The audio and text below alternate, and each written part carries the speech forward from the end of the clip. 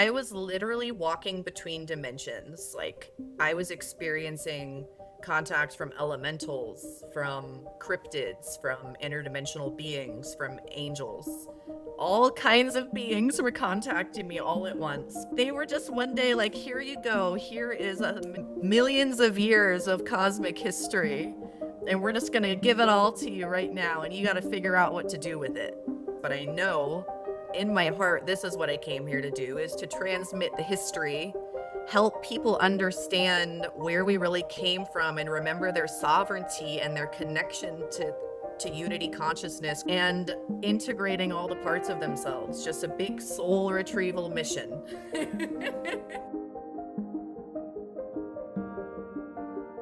Renee, when you meet somebody for the first time, say you're at a party, and they ask you what you do, how do you respond? It depends on the party. Everybody says that, and that makes sense, but yeah. Yeah. So if I were to be my authentic self and express what I really do, I would say I'm a quantum soul healer and I help rewrite timelines. I would say that I'm an energy reader and I'm able to, when I sit with a client, I'm able to actually like energetically feel what they're feeling in their body. I can tell what parts of their body they have issues with. So I'm like, yeah, an energy reader, a timeline writer, a hypnotherapist. So I quantum soul healer feels like the right thing because I'm kind of helping people heal in their physical bodies, helping people heal in past lives, future lives, parallel lives, this life, helping people remember who they are truly is what it comes down to. When it comes to the past life healing, you said you do past life regressions, and what does it look like? What does that process look like, and what do people come to you for? Like, what are they dealing with when they come to you? Normally, I'm going to sit down with them. Well, first, we're going to have a phone call, and I'm going to make sure this is something we should even do because it can be intense. Because you might actually experience your death, so that needs to be something that you are able to mentally process, emotionally process, and be able to stay grounded. So we go through that phone call. And then when we move forward, we'll sit down for a session that's about 3 to 4 hours. It depends on what happens. So I'll interview them, get to know them, ask them questions about what they are dealing with, what they hope to gain from this. Is there anything they want to see? And most of the time, sometimes they are coming in just wanting to experience a past life. They don't really know what they want to heal. But then other times it could be someone who is dealing with an eating disorder or someone who keeps attracting toxic people in their life or someone who can't hold on to money no matter what they do. They're just always impoverished or they are scared to be their authentic selves. It's a persecution wound. So it can be all kinds of reasons. Sometimes people just want to have fun. And they're like, I just want to know, because it just opens up a different part of your perspective that you haven't experienced before. So then I'd figure out what they are like, what they're into, what imagery they resonate with, their belief systems, because I don't want to offend people either. So I'm just kind of getting an overall general picture of who they are and what kind of journey I'm going to take them on. And then I'm going to take them through a relaxation process and different techniques to help them go into hypnosis easier. Some people take a little longer. I don't just do progressive relaxation. I do all different kinds of techniques because it's going to help that person go deeper into the subconscious the more techniques you use. So you could have them like stare at a wall and count out loud or have them move their eyes back and forth, just different techniques that makes their brain want to give up and they're like, okay, I'm ready. So then we get into hypnosis and I'm just going to take them Normally, I'll take them to some kind of setting, maybe a movie theater or a lake of water, or they're looking at a mirror. It just depends on the person. Some kind of reflective surface, some or somewhere where they can see a movie, see a picture. It just depends on the person. Like if I know they're really into movies, I'm going to take them to a movie theater. If they're really into nature, I'm going to take them to a waterfall that has a reflective pool that they can turn into the screen. So then I have them connect with their higher selves while I ground them, go through some energy protection just to make sure that we are being grounded and not going all over the place. Because it is a very intense process and you just never know where you're going to go exactly. So I try to be really intentional, and that I want their higher self to show them what they need to know right now, what they need to experience right now. Even if they just want to have fun, I let them know this is a healing journey. So things are going to come up that need to be healed. That's just the way my process works. So then they're connecting with their higher self, and then we allow the past life, future life, parallel life, whatever comes up to start to manifest. Sometimes I will even have them like walk down hallways, and there will be different doorways, and they can walk through the doorway into the life, and I can have them begin to imagine their clothes changing, and that way kind of works. Or I'll have them kind of go into the pool of water, and it's like a portal. And then they become that life. And I just take them on whatever journey I decide is the right way to get there. And they will experience a scene from a life. They'll see, it depends on how visual people are, because there are some people who will just get glimpses because their third eyes haven't been practiced very much, or they just can't visualize at all. And I've had a few clients like that. So that is a little bit, they're more feeling energy, seeing shapes and lights and stuff. But I do believe those people who can't see, they do eventually begin to open up to that. It's a blockage from my experience. Something happened to make them close off their sight. But 95% of the time, people can visualize pretty well. So I could give an example. I'm particularly curious about the parallel lives thing because as I was sharing with you before we got on, actually yesterday had an experience of not exactly being there, but I was able to perceive a parallel life, which is relatively uncommon for me. I mean, I've had the experience before, and even I've had experiences where I've been able to almost get a glimpse of lives that weren't mine, that they didn't feel familiar whatsoever, but I felt like I was being shown something for a reason, there was something I was supposed to learn. But yeah, like what is your experience and like some of your experiences with your clients in accessing parallel lives, and what is that like for you? So honestly, it's only come up a few times with clients. This is mainly something that I go through myself, but when it has come up, it's because it's normally grief, or they lost someone, or there is something they need to communicate to someone who's still alive in another timeline. Does that make sense? Yeah. So for me, like the times that I have worked with parallel timelines, it's to communicate to people who have passed on. Like like I will give an example of someone in my own life. So I had a roommate, and trigger warning to people who listen to this, but he did pass away from suicide.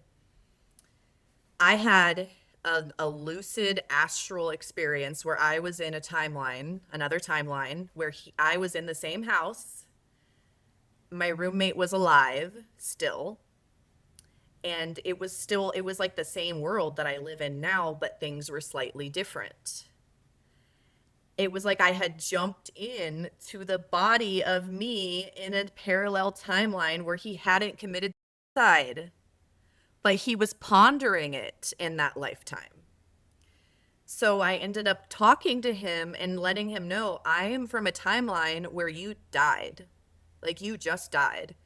And you can't do that to yourself in this life, because your friends and family loved you so much. They came to your funeral. There were so many people there who expressed how much they loved you and how much they wish you were still here. And you need to know how loved you are and that you can't take your life because you regret it so much.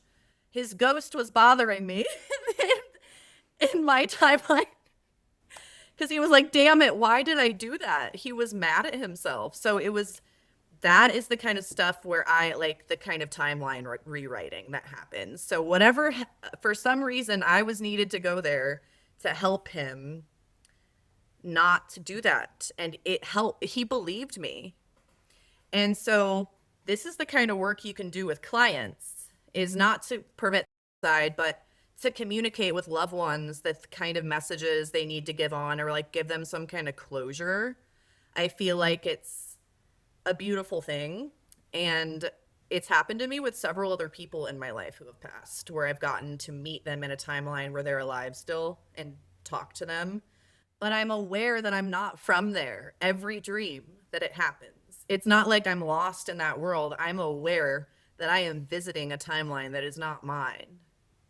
So, So there's some sort of unresolved energy or relationship, or do you find that it's usually some sort of interpersonal relationship that will pull somebody into a parallel I timeline, think or it's they're normally someone that was oh, close to you. Yeah, but I have, you're talking about seeing lifetimes that don't belong to you. That has, sometimes I will randomly remote view, like I will be laying down in bed and I will see a tunnel, and then my consciousness is flying and I'm seeing someone walking down a street holding a briefcase. I'm seeing a family eating in a living room or and watching TV. I'm seeing glimpses of lifetimes of people that I don't know.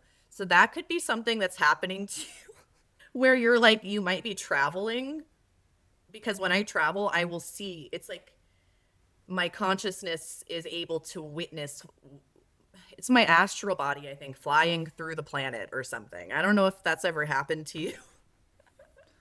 it's I've astral projected exactly 2 times, and it was never that I'm consciously aware of, and neither one of those times was intentional. There was a period of time where I was practicing. I was trying to astral project intentionally, and I had a whole practice around it. And I think I was doing like the pulling on the Oh, rope yeah. method. And I would get to the point where my body would start to vibrate, and I felt like I was about to pop out, but I would get freaked out, and Oh, I was never able to to do like it. break through. I got right up next to it, but I was never able to break through. I just wasn't able to get quite deeply relaxed enough. But it did happen 2 times, seemingly randomly. So I know I It can do it, happens but to me randomly yeah. too. It's like not usually something I'm trying to do, it'll just happen. The most recent one where I've been sleeping, my bed will vibrate, my body will vibrate. Literally, it feels like I'm in an earthquake and everything's shaking. And that's why I know I'm about to leave. And I've been astral projecting. I think I'm pretty sure that's what's happening, but I'm in these buildings where there's people are working in the buildings and they aren't aware that I'm there, and I'm hearing their conversations, and I'm able to float through like secret rooms that are locked. I know. So I'm astral projecting and hearing secret conversations, and it feels, I'm not even going to say it. I don't want to get your podcast flash, but it feels connected to the GOV, you know. Um and that's a new one for me because I haven't been astral projecting much lately, but the last 3 times in a row it's been this building full of army people. And but I can see them and they can't see me. Well, And I'll be like floating in the top of the ceiling. well, I get a sense that we're in a time where, as we speak right now, this is we're the deep in the midst of the Epstein files. They're talking about wanting to release them, or they're being prevented from being released by the current administration. Who Yeah. knows, who knows how that's going to play out in the future. but I sense there's an underlying energy just within our collective consciousness of wanting for secrecy to end, or wanting there to be more transparency around like really serious situations that affect our collective consciousness, and that the universe is just creating these different scenarios where things are bubbling up to the surface, be it the Epstein files, or people are being astral projected and brought to spaces where there are secretive things happening, so that, for whatever reason, you're able to, like, I trust that you're going to tell or not tell whatever is appropriate, but that information, it's it's no longer being able to be confined. Like, it's finding its way out to the masses, Right. and it's like this secrecy thing, the way that it has been for so long, it's breaking down on multiple levels. And I think like what you're describing is probably just one aspect of our this deep collective consciousness desire for humanity to be sovereign, and for us to not be beholden to the government or these old systems that are not working in our greatest good. That's just so funny that I'm going to sleep and I'm like, I'm gonna spy. That's so me. That's so me. I always wanted to be a spy. I guess that you can just do it in the astral realm, you know? That's so I mean, funny. the government has had, I forget exactly what the name of the program is, but the government has employed people who do remote viewing. It's a well-known thing. Oh yeah. I did Is know it was about it that. was it Project Stargate? I forget exactly what the name of the project was, but it's well known, and people have been talking about it openly. It's been disclosed for quite some time. So this is not a, the fact that people can astral project is something Yeah. that the government is well aware of and has been well aware of for quite some time. It's so weird too because when it's happening, I'm able to control, like I can go through the walls like they're jello. So that's how I know I'm not a body because I don't feel the walls. I don't feel anything.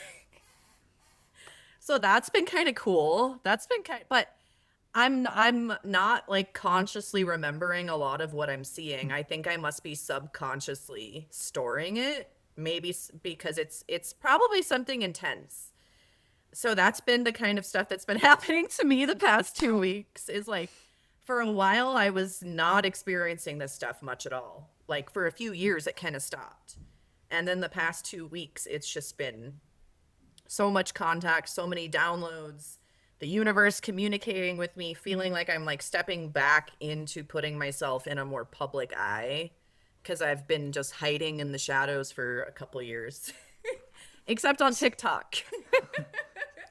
So you're saying that there was a period of time where your senses were maybe more heightened, or you were having more extrasensory or psychic experiences, and then that kind of subsided for a while, and now they're starting to become more a part of your everyday life again. Yeah, so I was literally walking between dimensions. Like I was experiencing contacts from elementals, from cryptids, from interdimensional beings, from angels. All kinds of beings were contacting me all at once. Plus, I had military stuff going on. I had a human trauma occurring to me at the same time. So there was so much stuff happening, and that's how I lived life for a while. And it was, I mean, direct contact. I would ask source for a sign, I would get a direct message. Like I would had direct knowing. I was downloading all of the history of the cosmos and how humans came to Earth, where we came from, how this Earth came the way it became the way it was. They showed me visions of it happening. They showed me things I had never heard of before, like full on visions. And I was awake during these visions. So that was crazy. They were just one day like, here you go. Here is a millions of years of cosmic history. And we're just going to give it all to you right now. And you got to figure out what to do with it. So I am a record keeper. That is one of my roles here is to Transmit the light into the grids and hold the records for disclosure to the collective. And I think doing this quantum healing with people is a way that I'm helping as well, because I'm also giving people the codes they need. Does that make sense? Yeah, yeah. I mean, like if you were a repository for a lot of information, then it would make sense that I mean, doing the role that you're doing, helping guide people to whatever, whatever situation they need for either learning or healing or both. It seems like you'd be in a rather unique situation to be able to facilitate that sort of journey or experience for somebody. And now I believe on some level, everybody has that capacity. And Oh, yeah. on some level, everybody has that capacity. And we all have roles to play. And just because you can receive mega downloads of information doesn't mean that that's necessarily in alignment with your soul's blueprint or your mission or your objective in this lifetime. Mm-hmm. So, it takes all of us working together to create this like tapestry of humanity. And I really think of it as like a play, like we all have different parts to play. And Yeah. and we We all all have the have ability. different talents and different Yeah. gifts and we have different things that we can't all do the same thing. And you There's can't just do everything all at once. no. And that's what I would always try to do, is everything all at once, because I do have a lot of different abilities, and it made it very hard for me to choose where to focus. But I know in my heart, this is what I came here to do, is to transmit the history, help people understand where we really came from, and remember their sovereignty and their connection to unity consciousness, Christos consciousness, remembering their holy mother, and integrating all the parts of themselves. Just a big soul retrieval mission. So would you say that there was a period of time where you received a lot of information, but then you had to take an integration period where there was, where there wasn't as much input so that you could kind of digest what you had been given so that you could actually utilize it in a meaningful way? Yes, definitely. I would say that big information like that happened for a good, I would say 3.5 years. It was pretty long. Then I got into a bad relationship. And what your higher self will do when you're in toxic relationships, it will close parts of you off to protect you. So I didn't get completely closed off. I was still pretty connected, but it was slowly closing in on me. And then I realized that I was always looking outside of myself for answers, outside of myself for, like, God, please tell me, should I be with this person? Show me a sign. And I'm like, I can't be asking that all the time. I gotta listen to myself. So it was the trauma that did it, but it was also just my time to learn how to listen to myself and how to remember that I do have my spirit family that loves me. I have my galactic family that loves me. I have my angels that love me. They're always there. They're always protecting me, but they also have other people they got to help too. And I can't always expect them to be there at my every beck and call when I need guidance or where I don't know which way to go. You have to learn how to guide myself. You can't I think you talked about that analogy. Like, you can't get someone through school and then expect them to like keep teaching you when you graduated already. It's like, you already know what to do. I can't keep following you around forever. Yeah, I mean, at some point, it is useful to have mentors, and once they transmit their information to you, once you learn what you need to learn, if you hang on to that mentor, that person who at one point helped you to expand, then becomes like a ball and chain, or is restricting you from a way, Yeah. from being able to maybe find a different mentor or go out on your own and have a path of self-initiation. Right. I think Ram Dass talks about this beautifully, and he talks about it a lot. Like, don't get attached to the practice, because the thing that at one point in time helps you feel expansive. If you're not really self-aware, it's hard to pinpoint when that practice goes from helping you to holding you back. Like you go over that middle line, and it's really, unless you're really honest with yourself and have a ton of self-awareness, it's hard to differentiate where that point is exactly. And most people don't realize that they're in a place of being held back by, by whatever tool they're using Or until, guru they're following. Like, yeah, same kind of thing. People often don't realize that until they look back and like, oh dang, I've been doing this thing for the last couple of years and my life hasn't been improving. Maybe it's time for me to like reassess or really consider what's going on here. And it all kind of boils down to how attached we are to the tools or the vector or the, our path or the guru or whatever it is, that external thing that we feel like is helping us to progress. right. And like when my mentors were all like galactic beings. So you feel really attached to them when you get to like be around that energy. And that's something you don't want to let go of, because as someone who is a starseed and is not from this earth, but is a human now, I never felt like I fit in. I never felt like I had that connection with anyone. And so my guides just helped me so much. And they helped me through my toxic relationship too, like letting me know they didn't leave me, guiding me, giving me synchronicities, helping me know which way to go. And then I left that relationship and I moved to a new city, and they cut off all contact with me. Literally. I So started a new timeline. there you go. Yep. They were like, we got you here. Now you got to figure it out, girl. And it was very hard because, yeah, I have a like chronic pain and other things that I deal with. So, and leaving an abusive relationship, my nervous system was so shot. I was very mad at the universe for making me feel abandoned, and then I got in my victim energy for a long time, and it put me on like a deep dark night of the soul journey where I really had to learn how to be there for myself and how to reconnect to my body and reconnect to my breath, and not always seeking outside of myself. Always.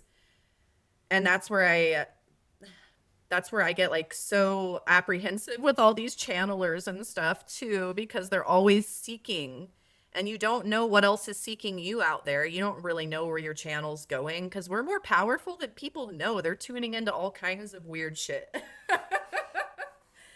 So tune into yourself, connect with your multidimensional selves, your higher selves. You have so many aspects of you. Your oversoul is massive. There are so many parts of you that you can connect with. It doesn't have to be something else. But I do still work with my guides and different, different energies, but I'm not relying on them for shit, You can't rely on them to get you through. And so I've been in that integration period for 2 years. Yeah. So I have honestly not been working with clients much the past 2 years because I needed to work on me. And just, I guess, since I started connecting with you recently, I've really been feeling this energy that it's time for me to get it back out there and offer this work, because I really believe like soul retrieval is a very important thing, like a very important part of healing, and a very important part of people remembering who they are and being able to, we have to integrate our whole selves if we want to ascend. People, we're just trying to escape, and we're leaving all the bits of us behind that are scattered here throughout all the different timelines of crap. Like I want to give one more example of like a past life regression that I did, and she did give me permission to discuss this. So she was struggling with an eating disorder in this life, and could not, and was very, very struggling to be able to not emotionally eat. She felt like she never had enough food, and she knew it was something past life related. And I took her into this past life where she was an indigenous man who was excommunicated from his tribe, and there was no resources. and he had no weapons. And so he starved to death. And that was keeping her in this lifetime feeling like she could not get enough food and was making herself sick from it.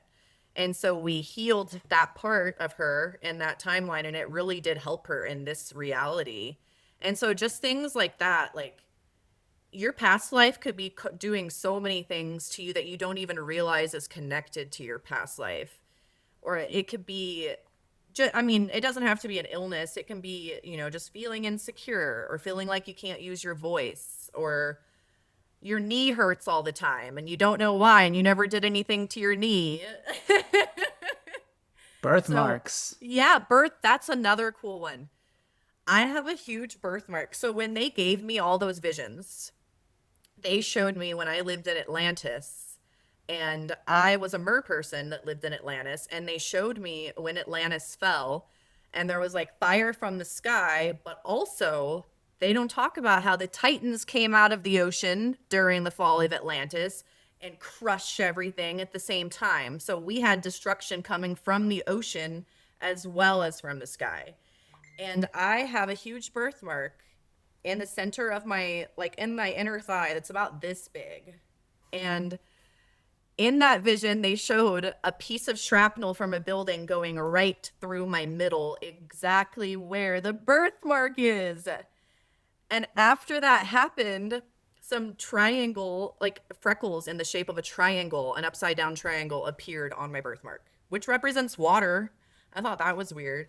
That's something they kind of do is like they'll leave like freckles in the shapes of like constellations and things on my body as I integrate more parts of myself. It's like a star map. So the marks on our bodies are actually maps of our soul blueprint. I've got a couple of birthmarks and one Oh, right behind on my back, the left my left center of my rib cage. So like right here on the on my back. And yeah, through some of the exploration I've done in past lives, it's like, oh, that right behind my heart, that was a stab wound. oh, And so I'm pretty aware of the fact that birthmarks and these different kinds of markings that people have on their bodies are are almost entirely a result from some sort of past life trauma. And I've got one on my leg too, but I haven't really felt the need to explore that. But there's something there. yeah. So I'm curious about the soul retrieval because you brought that up a couple times, and a past life regression that doesn't necessarily involve soul retrieval. So when you talk about soul retrieval, what exactly do you mean by that, and what can that look like? And just elaborate a little bit more about your work with that. So I don't necessarily do past life regression like other people do. I have kind of created my own technique that just intuitively unfolded that way. And what I will do is during a regression, after they experience the trauma or whatever it could be their death or some kind of event that really, hurt their soul, I will then have wash away the memory, and I will have them remember it in a different way. So I will recreate the imagery. But I will, if maybe it's a past life where their lover, killed them or something. And this lifetime I could make it to where their lover didn't kill them and they grew happy and old together, and they died together in old age and she died with a happy heart. So even though it didn't happen that way, I'm rewriting the timelines with new imagery and new memories, which removes the pain and the trauma that is associated with that memory. And then I will have that healed part of them in the memory where they're not hurting anymore, and it was rewritten. And I will imagine them going into a ball of light and going into the person and integrating into their soul, which is helping heal the fractured part. Because when we go through trauma, it creates soul fracturing, meaning bits of our soul are stuck in that timeline that trauma, that memory, because something happened and we couldn't let go of it. And not every memory is going to do that. Not every lifetime is going to fracture your soul. It just depends on what happened. Some things are, really, really hard to live through. And then I integrate it back into them, and it kind of, it does rewrite that trauma. So they're no longer stuck to that reality. And then they can let go of it, and then they move on to the next piece, and whatever comes up the next session, it's always something different. Like I've never done that work and someone said, oh, I still feel stuck there, or I still feel like this is bothering me. Like, it works pretty instantly. It's not something you have to do multiple times. I find it fascinating because you've developed your own intuitive method of doing what I'll call parts work. But there are several different modalities that revolve around working with parts. NLP has some parts work in it. There's the internal family systems has parts work. I believe that's what it's called. There are different people who have come to the same conclusion, and they have different names for it. But if you really look at their methodologies and how they talk about them and how they define them, the parts, and how they work with reintegrating the parts, there are some differences, but by and large, the way that they're going about bringing this healing to the person through integration of these parts of themselves that have somehow become separated from the wholeness of who they are, that there is a deep healing that comes from that, and there are different ways and different modalities that have come to that same conclusion and do that same kind of work. Yeah, I think it's something I feel like. So, for my research, it's actually something shamans did in ancient times. And so, what I believe is that we're intuitively remembering those skills that we had from our past lives. That's something that we did in, because I really feel connected to indigenous culture, but I'm not. I have very minimal indigenous blood, but I do have indigenous ancestors that visit me. So they do still care about me. And I feel I have had memories of being an indigenous woman, and I think that is something that I did. I know that's something that I did in the past. So I think that's why it came to me so easily, is because it's just me remembering something that I already did, which is really cool to think about, because if I had never went to hypnotherapy college, this never would have happened. So like every step led me there. But I really needed to work on myself first before I could, because this is intense work.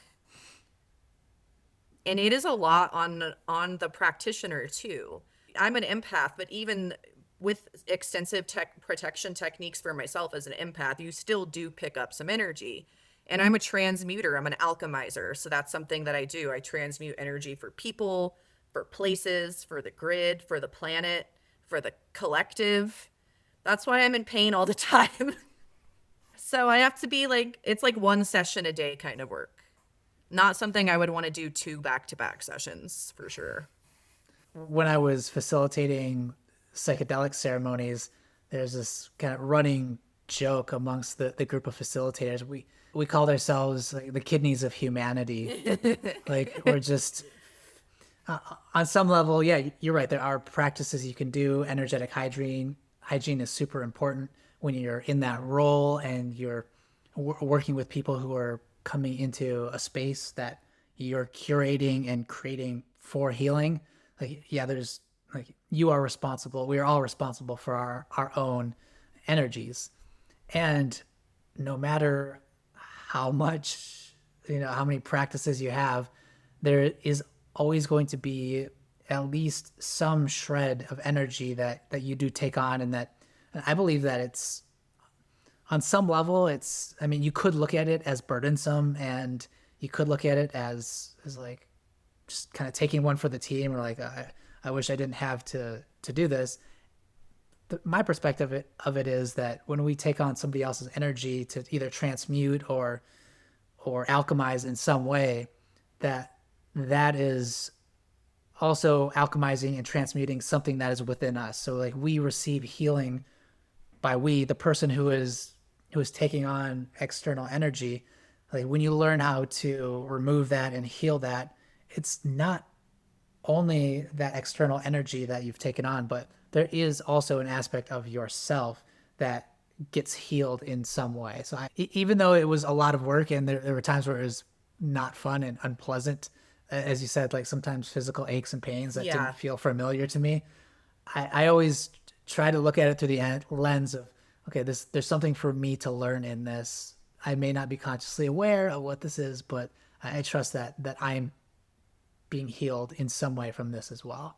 Yeah, that's a good way to look at it. And it is, I mean, it definitely is healing you too, because everybody you meet, everybody that comes into your life, in some way you're connected to them. We're all connected through the web. So there's somewhere, something in that session that will definitely heal something in you too. I really like that. I think that's important to talk about too.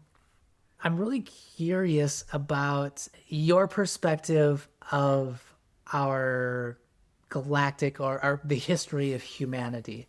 And this, I know this is potentially a very big topic, and there are so many people out there, and more people who are coming forward talking about their perspective on the the evolution of humanity and how we came to be the way that we are in this situation on this planet. If we look at the current scientific paradigm, things just don't really add up. Like there's some unexplained phenomenon that is observable in humanity today, like the doubling of our brain mass over a relatively short period of time, some of the abnormalities with human chromosomes, and so there are a lot of people out there now talking about their beliefs and their perception of our past and our history and how humans as we know them and as we know ourselves to be today came to be. So I am very curious about your perspective, given the fact that you've received a lot of information, and on some level, I believe that the way that we perceive information is a result of our own personal lived experiences, and that's going to look different for everybody. But I'd love to hear maybe a 30,000-foot view, because I know There's a lot. potentially And there's potentially a lot. the Yeah. cool thing is though, everything I saw, there are sacred scribes who have recorded the exact information that the Elohim showed me. So I have verified, like, the information they've showed me, there are other people who have received the same stuff. So that's kind of where I'm like, I'll have dreams and they tell me things and I wake up and Google it and there's this lady who's channeling the exact information from the same beings that I am. So they, the Elohim, the Emerald Order. So this is the Lyrans, the Syrians. This is the founders of the universe. And they created the Orifem, who were 12-strand angelic humans. There was a galactic battle in Lyra. There's been many galactic battles. And over time, we ended up coming into what is called Tara, the planet Tara. That is the fifth dimensional aspect of Earth. So over time, we had to leave Lyra and we started migrating to other planets. So in Tara, that was angelic humanity. That was where we descended from. Humans descended from 5D Tara. So Tara had a twin sister binary planet called Tiamat, who was a fifth dimensional aspect of Earth in a binary universal system. So not in the same solar system, but they're twins energetically in another universe. I know this is kind of a lot. Okay. So Tiamat is actually the gatekeeper of the 10th Stargate in Sumeria, which is now Iraq. So there's been a battle going on for that Stargate for a very long time. She was actually the gatekeeper of the Guardian of Eden. She's the gatekeeper of the Christ Buddha avatar matrix into this solar system. So when she was destroyed in a galactic battle, we were no longer able to enter the solar system in from a higher dimension. So, and she's the feminine as planetary logos of Earth. Okay. So, but they're twins. Tara and Tiamat are twins. They're different, but similar. Okay. There was a galactic battle that occurred. Tara was destroyed. Tiamat was destroyed. When Tara was destroyed, they siphoned the bits of Tara and all the people who lived here who were fifth dimensional humans who had what we would call superpowers. They were siphoned into a reversal phantom matrix system, and some parts of Tara and Tiamat came into the solar system, created the asteroid belt, and all of the planets that we know of today. That is how Earth became Earth. So Earth fell from Tara. So humans are technically fallen angels, if we want to be technical. And when Tiamat was exploded, they siphoned her energy into a reversal system, and that created what we know as the Akamoth. The Akamoth is the wounded feminine archetype. They siphoned her energy into an underworld phantom matrix and used her energy to birth anti-life forms.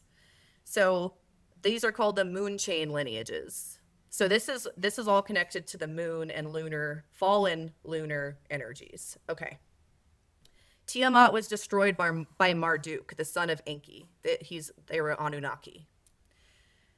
Enki and Enlil are not good guys. Okay, so this was the beginning of the destruction of the divine feminine and the solar queens, because Tiamat was an aspect of the Holy Mother Sophia.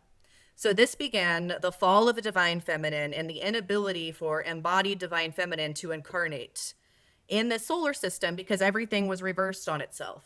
So now we have Earth, and throughout time, they have tried to reopen the stargates here. We have 12 stargates on Earth, actually 13. The 13th is in the inner sun and the core of the Earth. We have been trying to bring Christos light, Christos consciousness, which is from the founder races, the Lyrans, the Syrians. This is the threefold founder flame. These beings are connected to the mother arc, the father arc, the gold ray, the blue ray, the violet ray. So these are the founders of our universal matrix.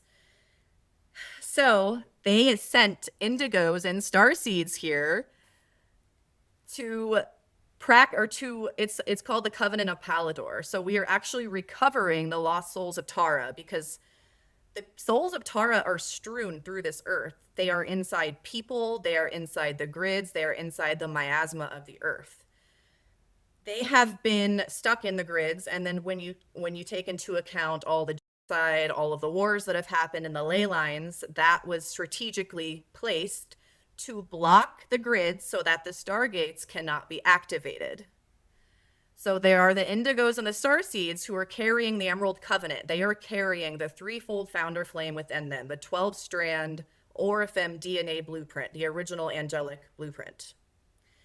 We are the ones that are the record keepers and holding the light into the grids. We are pulling source light in the threefold founder flame, which is the Mother, the Father, the Holy Child. That is the Trinity, not Father, Son, Holy Spirit. And so we're anchoring that threefold founder flame, and we are actually reigniting the architecture of the earth. We are helping the earth ascend by being the living blueprint of Christos Sophia and doing grid work and just being ourselves and just doing what we came here to do and being embodied in our truth. Some people are actively doing grid work. I have done that myself. I've remote viewed and done grid work before, but every indigo and starseed has their different purpose here. They are holding a different frequency, or we're all from the same source, but we all came here to work on different parts. So that is what they showed me. So essentially, there's just been many galactic battles that have caused humanity to fall further and further and further, that have created this phantom matrix, and those beings that created this phantom matrix are still in control of this planet today. They are the Anunnaki, they are the fallen beings, they are the negative alien agenda, the reptilians, the Greys. There's a lot of them. There's fallen Arcturians, there's negative Syrian Anunnaki beings, there's Pleiadian Anunnaki beings. A lot of them are hybridized to trick you. So that is who is in control of this planet. And then we have the indigos and starseeds who incarnated here to hack the matrix. They have their little dark phantom hole, and we are coming in as viruses in their matrix, spreading the light and reawakening everyone here just by being ourselves. And when all the stargates are reopened, then people can truly begin to activate more DNA strands. That's essentially what we're doing, is reactivating our angelic blueprint. Some people have 4 strands of DNA, some people have 6, some people have 12, some people even have 24. And that is what we are working towards. And when that happens and you activate your Orifim blueprint, this is actually how angelic humans experience physical immortality and were able to translocate themselves out of space and time across reality and rejoining the Interdimensional Free World Council. The Interdimensional Free World Council are the guardian beings who protect the multiverse and keep it in alignment with the law of one and Christos consciousness. That is what I have been shown.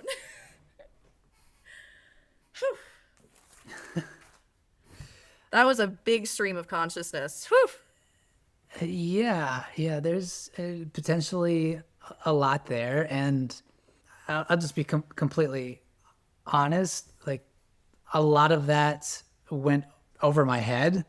Sorry.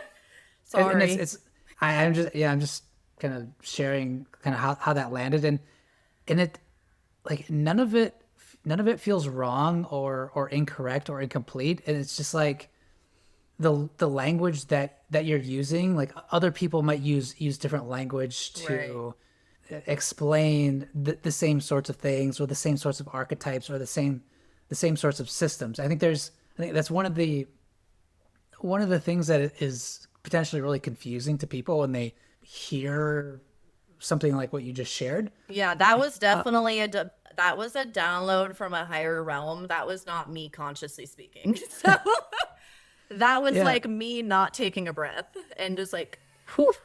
So I would try to explain it in different words. I don't even really remember what just came out. That was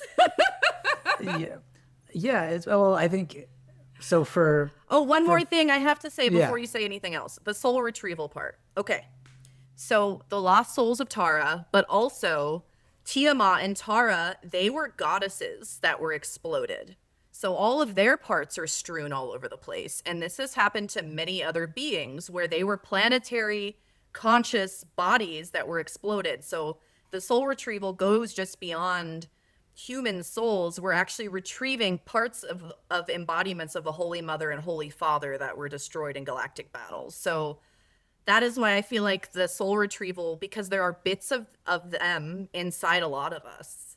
So I think that's something that's happening when I'm doing this work too, is I'm helping them come back into wholeness, but it goes beyond this dimension and beyond this timeline into galactic battles that a lot of us were a part of and just don't remember. So it's just really cool how because they just showed me this, like, I saw Tiamat, this giant dragon, get exploded into pieces, and I'm like, what is happening? And it was Marduk, and he exploded her with a lightning bolt, like Zeus.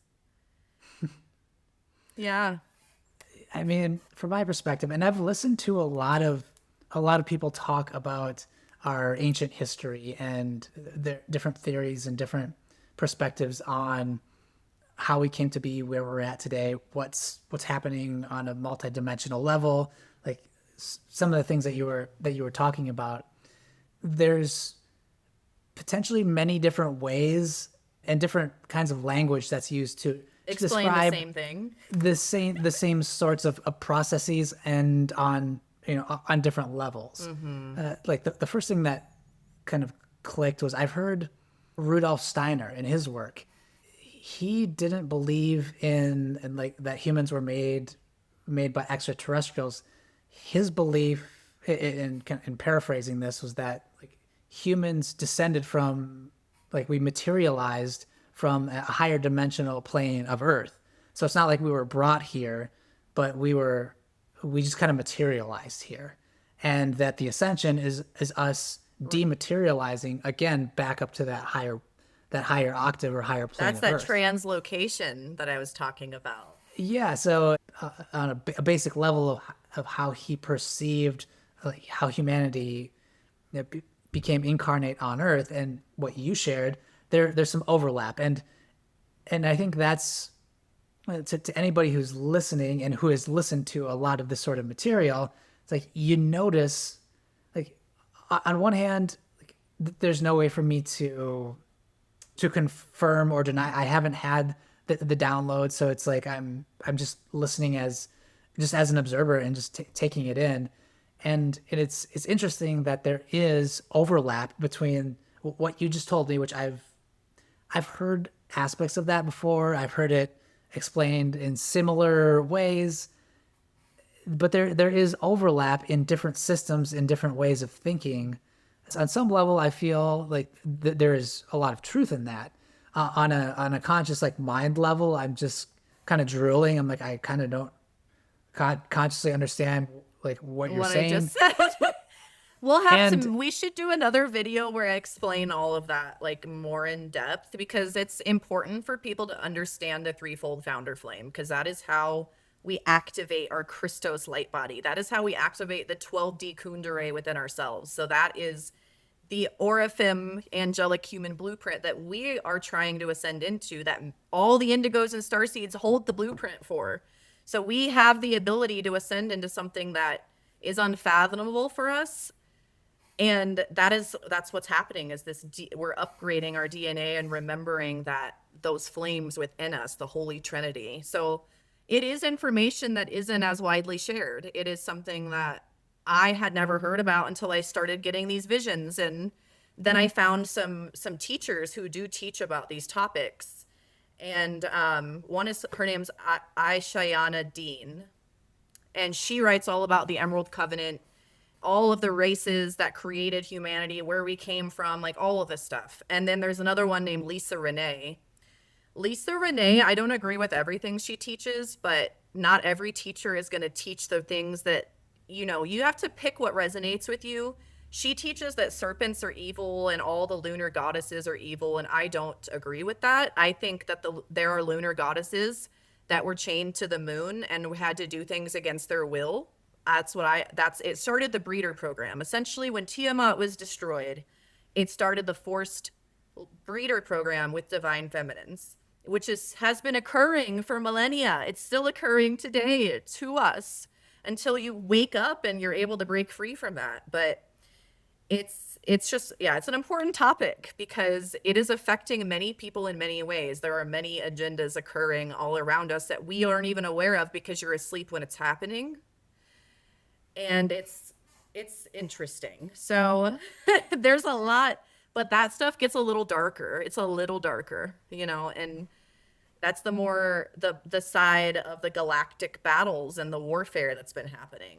And those aren't things many people talk about either. They say, oh, in the higher realms, wars never happen, or after 5D, there's no more war. That is not true. It's actually like after 11D, that's kind of when that stuff stops. There are beings between 3D and 11D that do want power and do want to fight you. And, they're not all benevolent. There's just so much misconception about fifth dimensional energy and stuff. Like, for us to gain that access to that dimension, we have to be pure and open up our hearts and be connected to serving. But when you're already that level of dimension, let's say you're a 10th dimensional being, one day you get a hair up your ass and you're like, you know what? I want to overtake this planet. I'm going to betray everyone. That's just what happened back then.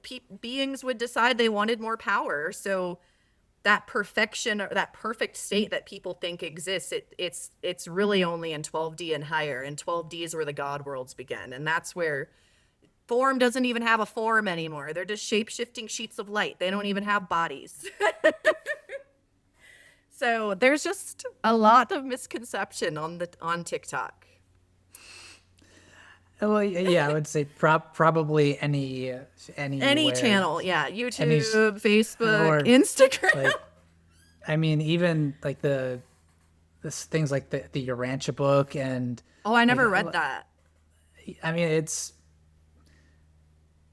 there's going to be overlap with what you just shared with the Urantia book. Not all of it, but there is some overlap there. And I'm definitely not a an expert or scholar on the Urantia material in any way, but I'm familiar with it enough to be able to pick up on some similar threads. Yeah. You know, and while there is potentially a lot of information that a very deep rabbit hole that people could go down, like my personal belief is that there are many, like we're all on our own individual journeys, Yeah. and that there are many ways to reach the top of the mountain. There's many paths to the top of the mountain, and to get to that place where we become whole and connected and unified with source. Yeah, I think about people like Jesus and different spiritual teachers. You know, their teachings were remarkably simple, like particularly Jesus and the Buddha. Like love thy neighbors, love thyself, love thy God, forgive and you shall be forgiven. Like if you really distill down what they were saying, it was very, very simple and immediately actionable. Like if you did those things, your life would change. If you start loving all your neighbors and start living with a loving heart, like it'll change your life immediately. And like contrasting that to some of the information, this is just me personally, some of the really information dense teachings, I'm like, yes, there is something there, and I do believe that there are people whom really resonate with that, and that is a way for them to help to expand and to continue on their journey and to progress.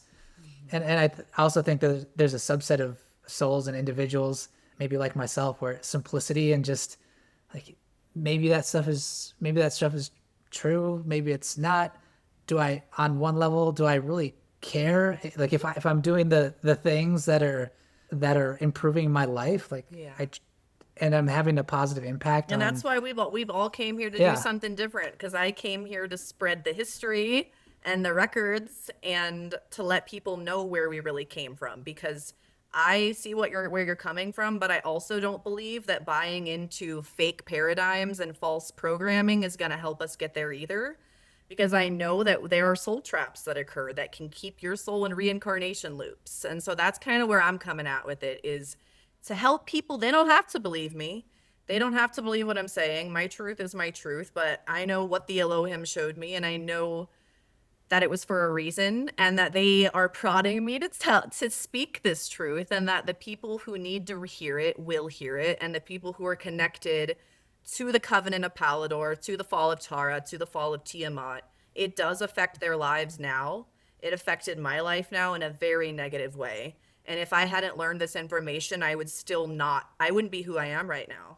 So for the women and the divine feminines who are trapped in that breeding program, or their wombs are infiltrated, like there's a lot of dark energy that is occurring that if we're not aware of, it's hard to embody, because you're in pain, because you're suffering, because you don't feel good enough, you have issues with self-love. Like the people who are stuck in the darkest, deepest depths of hell, they need to understand why they are there and how it happened and how to reclaim their sovereignty. Because like for me, I have had a lifetime of trauma. Like the most awful things, anything that could happen to someone has happened to me.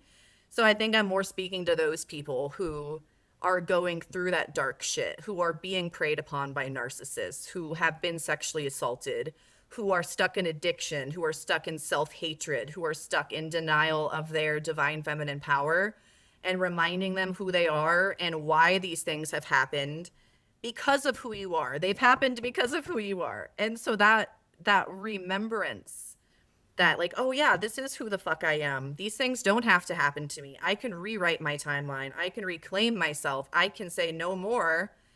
And you're no longer a victim, because we may be being victimized, but it is so simple for us to unplug from that. It's so simple because we're allowing those things to continue to happen. You aren't even aware that you allowed it. It's just this soul cycle, this cycle a lot of women are stuck in, where they're being preyed upon by someone. And this information just, it helped me reclaim myself and like those parts of myself. And I was able to finally break free from addiction, from narcissistic abuse, from suicidal ideation, like so many things I've healed within myself by learning this information, because it just helped me see myself in a different light. You know what I mean? I don't know if that made sense. Yeah, but absolutely, absolutely. So it's more to like the wounded women, I guess, like, you know, and if it doesn't resonate with, if it doesn't resonate, then it may not be a timeline you're associated with. You could have came from somewhere else. For real, because we all have different timelines, that different embodiments, different experiences. Not every person is going to be resonant with the same story. But I know the right people will hear it, and maybe those are the people I'm supposed to work with, you know? Absolutely, and I appreciate you sharing, and I believe that too. And in large part, it comes down to, as you said, like changing your perception, like the victimhood mentality. Things are going to happen to us in our lives. Things are going to happen, and after they've happened, there is like in this physical life, I can't go back to being 5 years old and changing something that happened. But what I do have control over, and what we all have control over in this moment, is how we perceive the things that happen to us. And we have the ability to say either, oh, that broke me, or that, you know, that did XYZ thing to me, or maybe on a deeper level, I needed that to learn a specific lesson so that I could be stronger or have more knowledge or do any other number of things. And maybe is it possible that on a deeper level, I unconsciously, on a soul level, that I agreed to have these experiences in my life, and to go through these trials and challenges in order to be who I am today and make a positive impact on the world. I think either way you choose to look at it, that thing that happened when I was 5 years old, it happened, but the meaning that I choose to assign to that is totally under my control. And the same goes with a lot of what you shared. I'm gonna sit with this for a while and digest it. Because I see what you're saying, but I also don't agree that could apply to exploding an entire planet of millions of beings. I don't think they agreed to that. That was like a galactic attack, and I don't think every soul that was there, like, I just feel like sometimes we do gaslight real situations that happen when we use that kind of phrasing, because there actually has been like true attacks on beings, and it's not something that was supposed to happen. Like the fallen Phantom Matrix was not supposed to be here, but we also do create the things we experience as well. Like, and you can choose to continue those things to bother you in this reality. You can choose to allow those things. It's like you become aware of it and you're able to pull yourself out of it, is kind of what it is. But that doesn't mean, I don't think everything is a soul contract. I don't think every single thing is a soul contract, or every single thing is something we agreed to. I think it's more like 70%, 30%, and the other 30% are actual, there are galactic alliances of negative beings that want to harvest you at the same time. So we'll have to agree to disagree there, because Oh yeah, and I totally understand. I've created content around that idea, and I've put it out there, and I've received pushback on it, and I totally respect everybody's beliefs and, you know, desire, or, you know, everybody's beliefs. We're all entitled to believe and perceive the world and our reality the way we want, and that's you know, that's totally cool. We're all on our own journeys. I think some of us just do different work, and we've seen different things. Because I, like, with my work of grid working, I've seen the siphoning and the harvesting and the souls that are stuck in the grids, and that's not something they agreed to. They didn't agree to being stuck and siphoned in the grid. So I think there are some things we agree to and some things we don't agree to. Sometimes there are beings that just want to harm you, and sometimes it's a soul contract and something you subconsciously agreed to. I think it's kind of both. It depends on what is going on. But from what they have showed me, we've been being tracked and harvested and attacked for millions upon millions of years, from galaxy to galaxy, from the 11th dimension down to this one. And that is something the Guardians are trying to heal. So yeah, I hope you'll look into it more, and because it is a paradigm shift. Like, and I'm not trying to change your paradigm or anything. I just want people to be aware that there is galactic warfare that has occurred, and there's been massacring of galactic angelic humans for a long time, and that is not a good thing. And it's as above, so below. The same harvesting that occurred then is occurring now in Gaza. It's occurring now in Ukraine. It's occurring now in all these different, Sudan, and it's an energy siphoning that occurs, and that is why side happens. So yeah, I will hope people will look into like loosh harvesting, because it is a real thing. And there are some things we can't control. Like someone who's in Gaza, we can't tell them, you're creating the situation for yourself. You allowed yourself to be victimized, when their entire civilization is being genocided. I don't think they agreed to that. I think they're being harvested. So there's just those two differing things. Like there's an evil side, and then there's you creating the own evil in your life. It's sometimes you, sometimes not. So that's how I feel.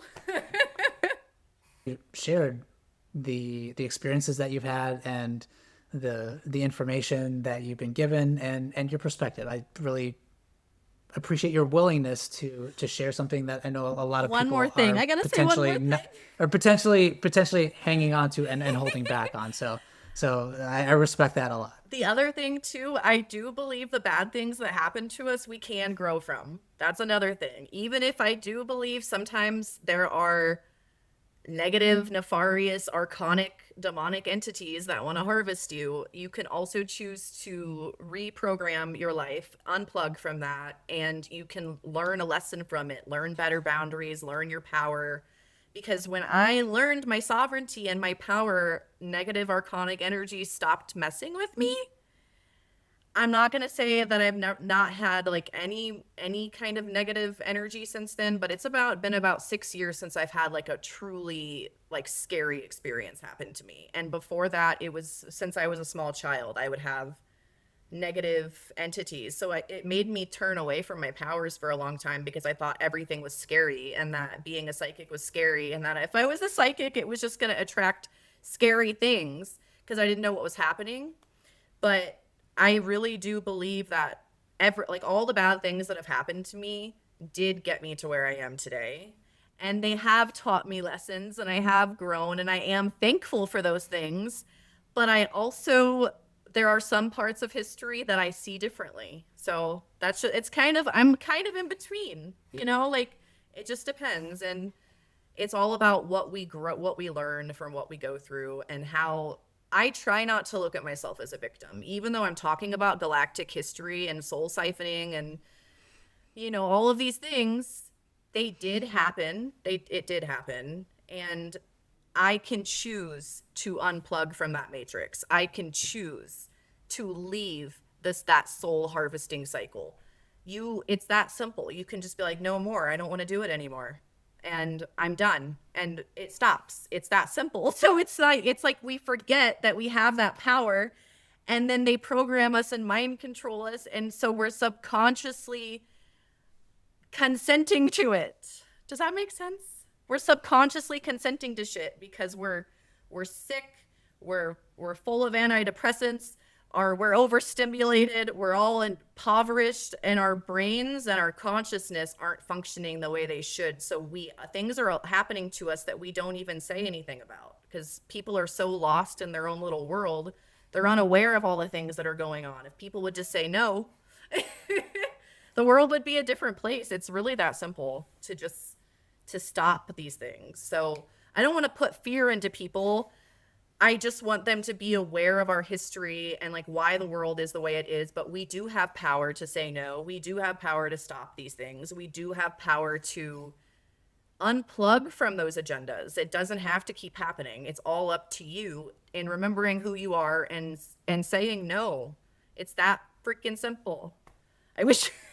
And to that, the fact that we do have the power and we do have that ability, to that we do agree. Yeah. So Renee, thank you very much for sharing your story and for sharing so much information. And So I am on TikTok as the Galactic Ambassador 369, and you guys can just message me there, or you can send me an email, because right now my link tree is down because I've been in retirement. My email is Renee, Renee Slay, Slay 444 at Gmail. And just cool. And email me and we'll figure it out. I will leave links to those in the description below. Thank you all for your time. And yeah, until next time, maybe we'll have to do this again sometime in the future and and continue the conversation. If we do, we should definitely. I want to talk about like all the galactic battles and like where they happen. I feel like I should just write a cosmic history book or something. Hey, maybe that should be on your to-do list or My million things already. yeah. Okay, thank Awesome. you. You're welcome. All right, take care, everyone. Bye.